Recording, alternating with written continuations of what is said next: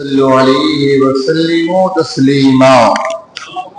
اللهم صل على سيدنا محمد وبارك وسلم. صلوا عليه صلاة وسلام عليك سيدي يا رسول الله صلى الله تعالى عليه وسلم. پڑھے الصلاة والسلام عليك يا رسول الله. الصلاة والسلام عليك يا حبيب الله. الصلاة والسلام عليك يا رحمة للعالمين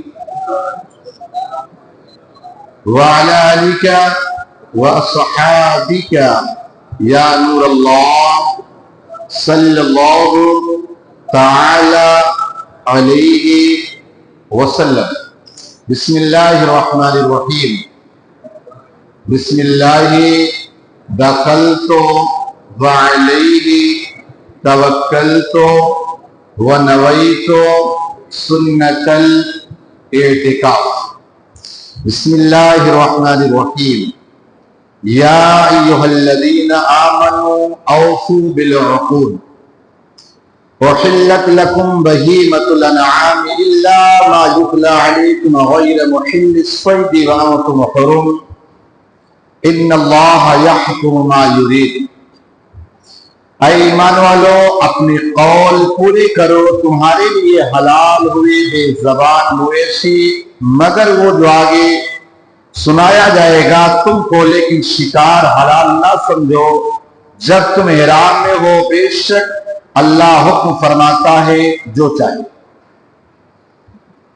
اس سورہ مبارکہ کا نام سورہ مائدہ ہے. یہ ترتیب مصحف کے اعتبار سے 5ویں سورت ہے. مائدہ کا معنی ہوتا ہے دسترخوان کے. اصل میں سورہ مبارکہ میں عیسیٰ علیہ نبی علیہ السلام کی قوم نے جب آپ سے کچھ طلب کیا تو آپ نے آسمانی دسترخوان رب سے مانگا، اللہ نے دیا. اس کا تذکرہ آگے آئے گا بالتفصیل، لیکن اسی کی نسبت کرتے ہوئے اسے سورہ مائدہ کہا گیا.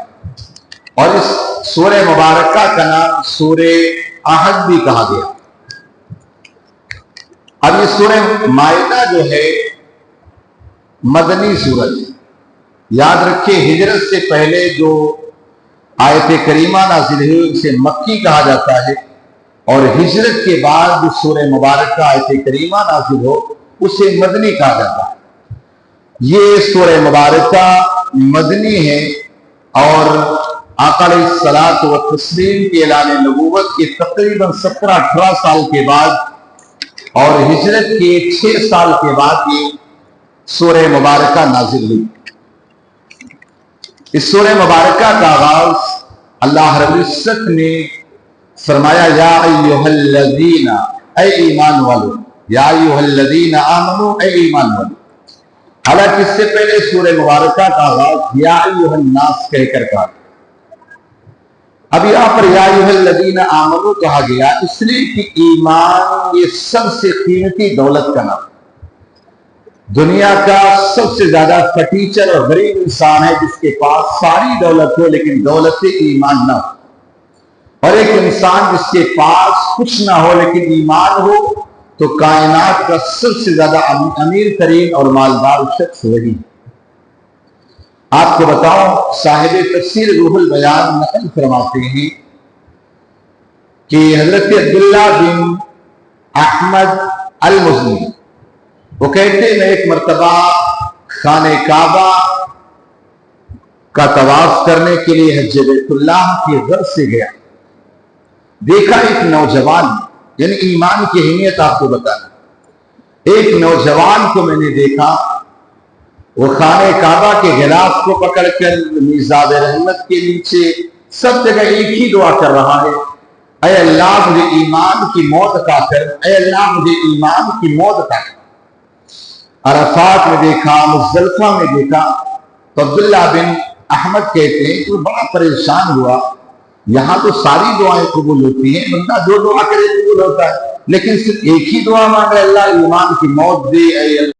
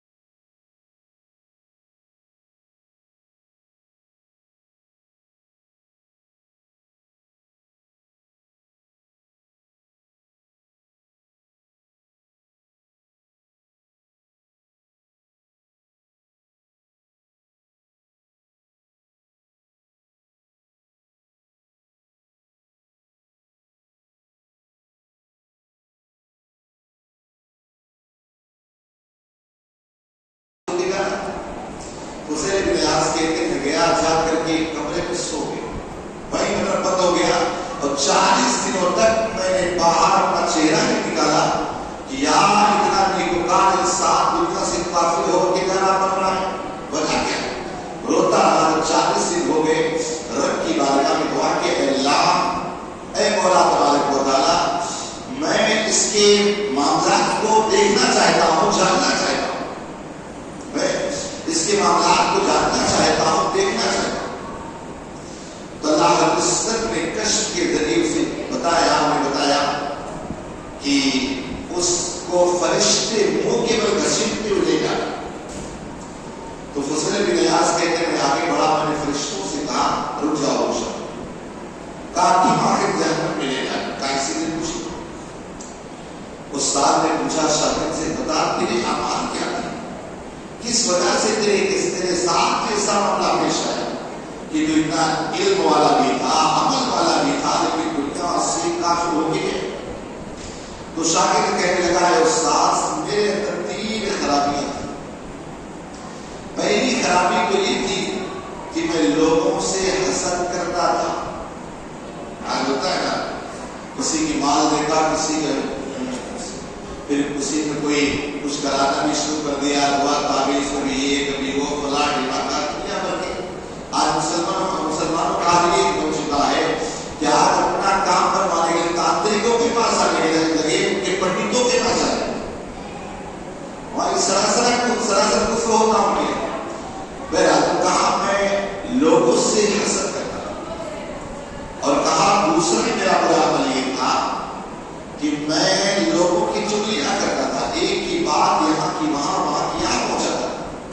اور کہا تیسرا میرا بڑا عمل یہ تھا کہ مجھے ایک بیماری لاحق ہو گئی، بڑے بڑے حکیم اور ڈاکٹروں کو دکھایا، لیکن سب عاجز رہے، سب خاموش رہے، لیکن ایک طبیب نے کہا اگر تو بطور دوا سال میں ایک بار اگر شراب کو پی لے تو تجھے شفا مل جائے گی۔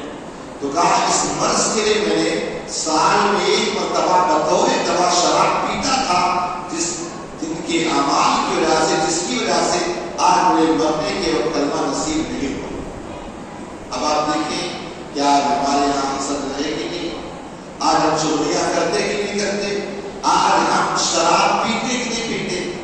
سب کو نہیں کہتا، لیکن آپ نے نام بدل کر، حضور نے فرمایا تھا نا قرب قیامت لوگ نام بدل کر پیں گے، کبھی گورس کے نام پر، کبھی انرجیٹکس کے نام پر، کبھی کس کے نام پر۔ آپ مسلمان پی رہا، تو یاد رکھنا اگر اعمال اچھے نہ رہے تو آپ کا خاتمہ ایمان پہ ہونا مشکل ہو جائے۔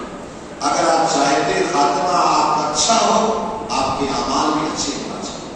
تو پہلی بات سورہ آیت کریمہ میں اللہ نے کہا یا ایھا الذین آمنوا، اے ایمان والو۔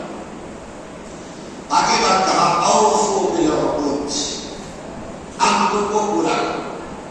عہد اصل میں عہد و پیمان ہو گئے، اس لیے کہتے ہیں آپ کا دن نکاح ہونے جا رہا ہے، لیکن آپ گانٹھ کو بنتے ہیں۔ اب نکاح میں بھی گانٹھ لگتی نا، لڑکا لڑکی ایک دوسرے سے وعدہ کرتے ہیں جب ہم اس رشتے کو نبھائیں گے، تو نکاح بھی ایک کنٹریکٹ ہے، یہ نکاح بھی جو ہے نا ایک معاہدہ ہے، ایک عہد و پیمان۔ تو اس آیت کریمہ میں اللہ نے کہا عہد کو، وعدے کو پورا کرو۔ اب یہ چاہے وعدہ اللہ سے ہو، چاہے یہ وعدہ رسول اللہ سے ہو، اور چاہے وعدہ آپ انسان سے ہو۔ ظاہر سی بات ہے اللہ سے وعدہ یہ ہے اس کلمہ پڑھ لی اور گناہ نہیں، اس کی نافرمانی نہیں۔ اسی طرح رسول اللہ صلی اللہ علیہ وسلم کے اگر امتی بن گئے تو وہاں بھی تو اللہ کے وعدے کو بھی پورا کرے، رسول کے بھی وعدے کو پورا کرے، اور عام انسان کے وعدے کو بھی پورا کرے۔ حالانکہ یار وعدہ خلافی میں لکھا گیا تو پوری کتابیں لکھ رہے ہیں، پوری کتابیں وعدہ خلافی کتنا ہے۔ کل دے دوں گا خاص طور پیسے کے معاملات میں دیکھو ذرا کیسی وعدہ خلافی تھی، یار بھاگا جا رہا ہوں کیا، کہیں مر رہا ہوں کیا، نہیں دوں گا کیا؟ بھائی اس زبان کو دیتے ہو لیکن اس زبان پہ قائم کیوں نہیں دیتے؟ اب بتا دوں جو شخص کی وعدہ خلافی کرتا ہے یہ ایمان والے کا شیوا نہیں۔ آقا علیہ السلام ارشاد فرماتے ہیں آیت المنافق ثلاثہ، منافق کی 3 نشانیاں ہیں۔ کہا اذا حدث کذب، بات کرے جھوٹ بولے، اور ایک نیک جب بات کرے گالیاں دے۔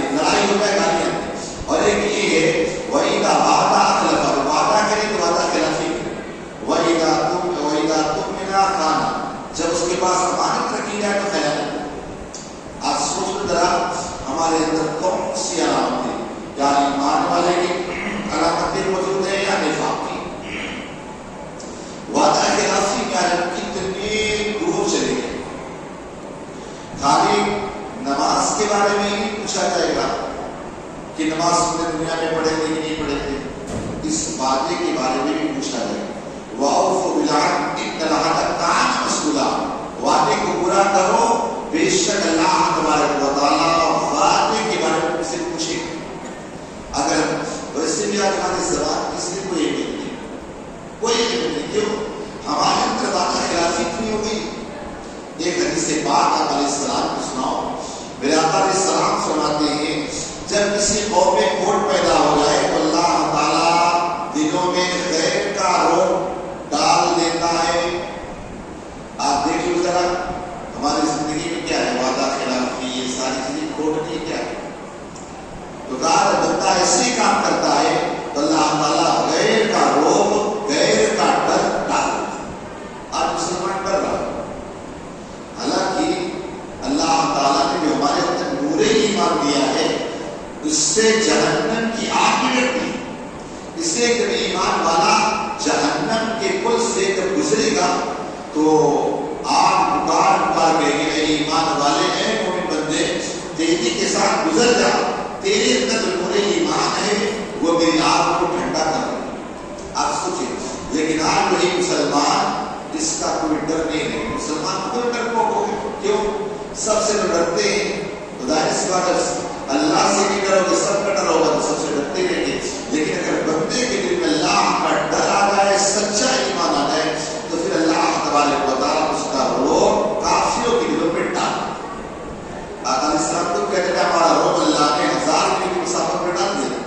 ارے حضور آپ سوچے حضرت عمر کا جب اتنا روب مرتبہ ہو، اتنا ڈر ہو، شیطان بھی راستہ بدل دے، تو اگر ایک آج ایمان والا سچا یقین ایمان والا بن جائے، یقین اللہ تبارک و تعالیٰ اس کا ڈر لوگوں کے دل میں ڈال دے. ورنہ تو جو ہم کوٹ کریں گے تو اللہ تعالیٰ ہمارے دل میں غیروں کا روپ ڈال دے گا. اور جب زنا عام ہو جائے تو ان پر موت اور کثرت آتی ہے. آج آپ دیکھ لو ہمارے معاشرے کے اندر لیکن ہزار اچھی خاصی کا بل ہے. کیوں؟ آج ہمارے معاشرے میں زنا عام ہو چکا ہے.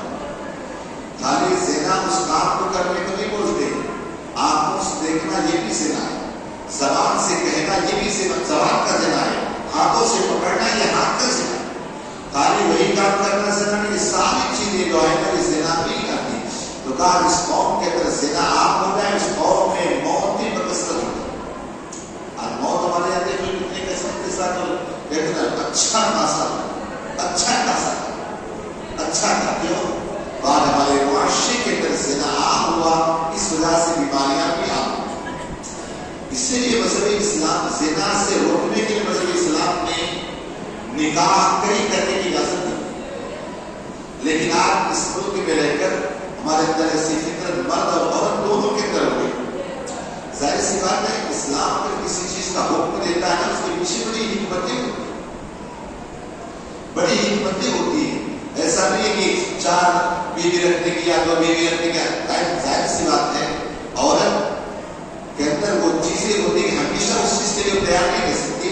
مرد اس کے خوراک کے بعد شریر کی اجازت کی، اگر کھانے پینے ساری چیزیں کے خلاف اس کی اجازت کی تو مرد فطری اعتبار سے انسان کی فطرت میں تعددی اسباب ہے، یعنی کئی بیویوں کا رکھنا فطری اعتبار سے.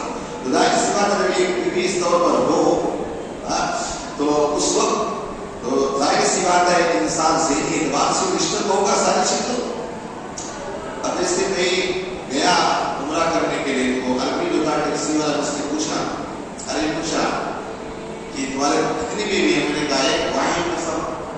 تو ہنسا تو اس نے کہا انت مسکین تو مسکین غریب آدمی. چونکہ وہ لوگ دیکھو کہ ذہن تو بتا نہیں رہا تھا کہ مذہب اسلام نے زنا سے روکنے کے لیے جو ہے نا یہ کام کیا ہے کہ آپ نکاح کو عام کرو. اسی طور پر آپ دیکھیے امریکہ کی ایک بہت بڑی جو لٹریچر تھی، بہت بڑی پترکارہ تھی، اس نے جب اسلام قبول کیا تو ایک انٹرویو میں کہا، اس نے کہا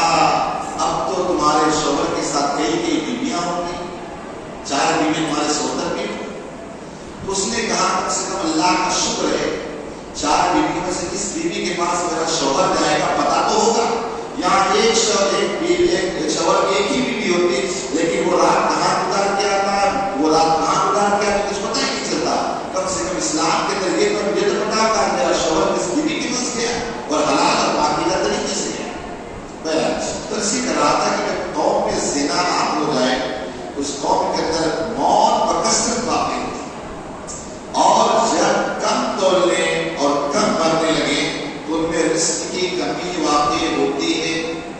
آپ دیکھ لو ذرا آج آئس کریم کا ڈبہ بھی آتا ہے نا تو شاید دینے لگتا ہے کہ اس میں لکھا ہوگا 250 گرام میں 250 گرام نہیں. دودھ کی تھیلی میں لکھا ہوتا ہے 500 گرام لیکن ہوتا ہے 500 گرام. ہر چیز کے طرح کے باضابطہ اور پلاننگ کے تحت. اور آج مہنگائی جیسے وہ بڑھ رہا ہے آپ دیکھیں پہلے 5 والا جو تھا 10 کرنا تھا تو بڑا پیمنٹ ہے پھر اس سے چھوٹا چھوٹا کرتے کرتے 5 والا جو تھا 10 کا ہو گیا 8 کا 7 کا ہو نکل کر کے 5 والی چیزیں 10 میں ہو گئی آپ کو پتا بھی نہیں چلا. یعنی بتانا یہ ہے کہ کسی بھی چیز کے اندر آپ دیکھیں کہاں ناپتول میں کمی یہ ساری چیزیں تو کہا اللہ تعالیٰ رزق میں برکتی اٹھا دیتا ہے. رزق کی برکتیں بڑھ جاتی ہیں. تو آج کیا ہمارے خالی دولت کا آنا یہ رزق نہیں ہے برکت بلکہ برکت یہ کہ آپ کی ضرورتیں پوری ہونا یہ برکت. اسی لیے مولا کائنات علی گزار فرماتے ہیں تم اللہ سے کثرت نہیں برکت مانگو پھر اگر تھوڑی بھی چیزیں ہوں گی اللہ اسی میں برکت دے دے گا اور اگر کثرت مانگو گے تو اس میں بھی برکت نہیں. آپ دیکھ لو بہت سارے لوگ ہیں ان کے گھر چلانے کے لیے 50 ہزار چاہیے کثرت تو لیکن کوئی ایسا بھی نہیں ملے گا 5 سے 10 ہزار آرام سے گزارا کر لے. تو کہا اگر انسان بزنس کے اسی لیے اگر ایک امانت دار تعلیم ہے تو آقا علیہ السلام فرماتے کل قیامت کے دن وہ بزنس مین جو امین ہے امانت دار ہے اللہ تعالیٰ اس کا حشر انبیاء کے ساتھ فرمائے. کہا نبوت مرتبہ اس کے مقام صرف نبوت میں اونچے ہوں گے باقی اس مرتبے کو اللہ تعالیٰ نے عام تعلیم کو بھی ادا کرے. تو کہا وعدے کو پورا کرو وعدے کو پورا کرو وعدہ خلافی نہیں. پھر کہا اللہ نے تمہارے لیے بے زبان چوپایوں کو حلال کیا. آگے پوری تفصیل آئے گی یعنی کون کون سے جانور حرام ہیں کون کون سے جانور حلال ہیں. اتنا جان لے کہ جنگلی جانوروں میں جو پھاڑ کھانے والے حملہ کر کے چھٹا ہے جیسے شیر ہے چیتا ہے لومڑی ہے اور بھی سارے حرام اور جو خاص طور پر خون پی جانے والے گوشت کھانے والے یہ حرام قرار دیے گئے. اور کہا حالت احرام بھی جو شکار کیا جائے تو بھی حرام. یعنی پہلے زمانے میں ہوتا یہ تھا انسان حج کرنے کے لیے جاتا تو اپنے ساتھ جانور لے کے جاتا اسے ہنی کے لیکن اللہ تعالیٰ اس کے گلے میں اس کا آگے ذکر ہے اس کی تعظیم کرنا کیا اس کا آگے ذکر رہا. لیکن میرا حالت احرام میں آپ شکار نہیں کر سکتے. حالت احرام میں چاہے عمرے کا ہو چاہے حج کا ہو کسی بھی اعتبار کا ہو آپ اگر شکار کیے جانور سوا کیے تو نہ آپ کے لیے حلال ہے نہ دوسرے کے لیے کسی کو یہ حلال نہیں. اگر حالت احرام پھر اللہ نے کہا یہ اللہ تبارک و تعالیٰ حکم فرماتا جو چاہے. ظاہر سی بات ہے اللہ تبارک و تعالیٰ کوئی ساری حکمتیں بتائیں وہی کریں. تو آج کا جو ہمارے لیے درس ہے وہ سب سے پہلا یہ کہ ایمان سب سے بڑی دولت کا نام. ایمان سب سے بڑی دولت کا نام. ایمان سے بڑی کوئی دولت نہیں. دوسرا یہ کہ کس طرح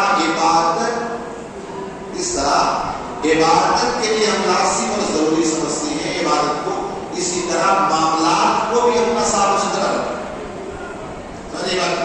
اگر آپ عبادت میں تو اچھے ہیں لیکن معاملات میں اچھے نہیں ہیں تو پھر آپ اچھے نہیں ہو سکتے. آپ جبہ بھی پہنے ہیں امامہ بھی پہنے ہیں سب کچھ بڑی سی داڑھی بھی ہے لیکن اگر آپ عبادت تو بڑی کریں لیکن اگر معاملے میں صاف ستھرے نہیں ہیں باتوں کے آپ سچے نہیں تو آپ کو لوگ کیا کہیں گے بڑا نیک ہے کیا کہیں گے ایک نمبر کا مقدار ہے کہ نہیں. لہذا اس طرح عبادت اور معاملات کے دو پر ہیں جس کے ذریعے انسان پرواز کر کے اللہ کی بارگاہ کی طرف جاتا ہے. ہم اپنے اپنی عبادت کو جہاں درست کر اسی طرح اپنے معاملات کو بھی درست کر. پھر اس کے بعد اسی آیت کریمہ سے ملا کہ وعدے کو پورا کرنا یہ ہم پر لازم اور ضروری. کوئی بھی بات سوائے گناہ کی عبادت. اب اگر کسی سے آپ نے گناہ کا وعدہ کرے تو فوراً اسے توڑے اور توبہ. گناہ کا وعدہ یہ وعدہ نہیں. اسی طور پر اگر آپ نے منت مان لی کہ میں عید کے لیے روزہ رکھوں گا تو شریعت نے عید کے لیے روزہ رکھنے کو منع کیا جائے گا. اس گناہ کو روزہ نہیں ہے. اور اس کے علاوہ کہا گیا بے زبان سے آپ نے کیا